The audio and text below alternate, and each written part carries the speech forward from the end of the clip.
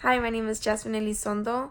For the first question, I don't actually have experience in an educational setting with a person with disabilities. I've never been in a classroom with a student who has disabilities or anything like that, but I do have a family member that has Down syndrome, so I know what it is. I understand that. As far as prior knowledge, before reading this chapter, I knew that certain students had different needs. So someone may have a speech problem, someone just has a learning disability. Like, I understand that each student is different and have different services provided for them and also different settings. So I knew that some students were placed in a classroom especially for them, or they were placed in a general classroom mixed with other peers without disabilities. So that's all I knew before reading this chapter. For the second question, in my own words, what is special education? So I think special education is an educational practice that is used for students with disabilities who are eligible to receive these services, and they are taught in ways that match their needs. I know that, let's see, well, I mean, that's pretty much it. That I feel like that can define what special education is. It's a practice where teachers have the adequate, training needed to teach these students for them to progress. Debating, it depends on their individual needs. So I know that's very important. Number three. So after reading the chapter, what did I learn? What did I find interesting? What do I want to learn? I found really interesting that most of these movements, like in these organizations, were created by parents.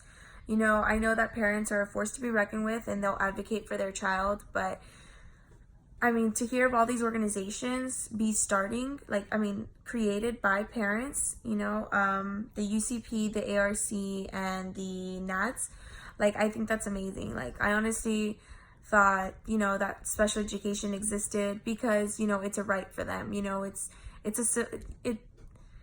It's a right for them to receive that education. I thought that there was an advocate in law that dictated oh, okay, this person, we have special education because of this. But I also feel like special education also got a lot of influences from the parents, and I think that's very important to mention.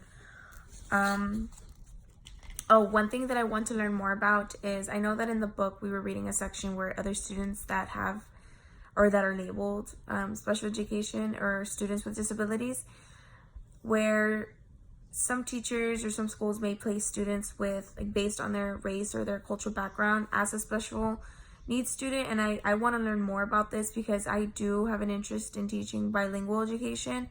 And I've also read that some teachers, I've also read that some students may get misplaced being a student with disabilities, but it's honestly not really a disability, but it's just that they're developing two languages, and I feel like there's some corrections that are needed there. They're mislabeled. So I would definitely want to learn more about that. For number 4, how many categories of disabilities are identified that may entitle students to special educational services in the educational setting?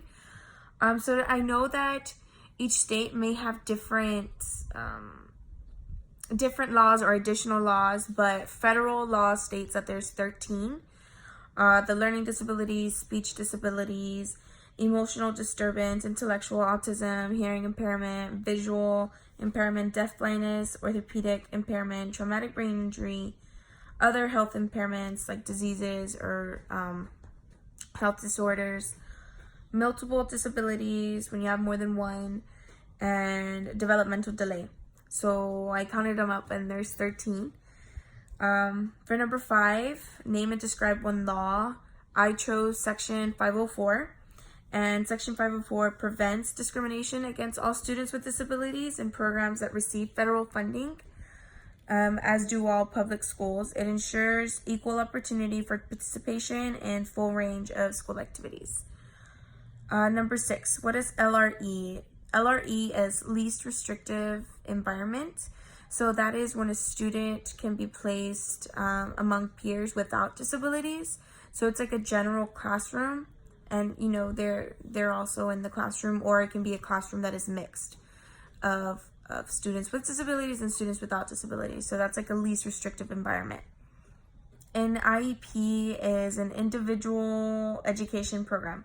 So individualized education program. Now that's tailored to meet specifically to the student's needs, like their individual needs. And it is updated and every year, I think. Yes, it's reviewed and updated annually by a team. So it's created by a team. I know that it includes their special education teacher. Like these are all the professionals that are required. The special education teacher. It may include the general classroom teacher, the parents, of course, and they create this plan for the student that can meet the needs of this, provide the services that the student needs. So yeah, that's for IEP.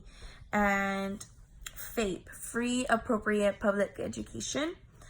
That one is no cost to parents. It is for students with disabilities. They're entitled to attend public schools. It is their right to attend a public school and to receive these educational services addressed for them and their needs. Number 7, related service.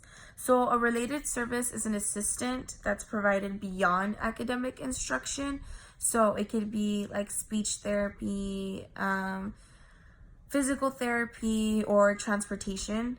So like if a student needs to be transported from like their home to school, that's an assistant given to them. Or if the student has to be taken out of class to get some help or practice with their speech therapy, that's like an example for a related service that's outside of the classroom. And yeah, thank you.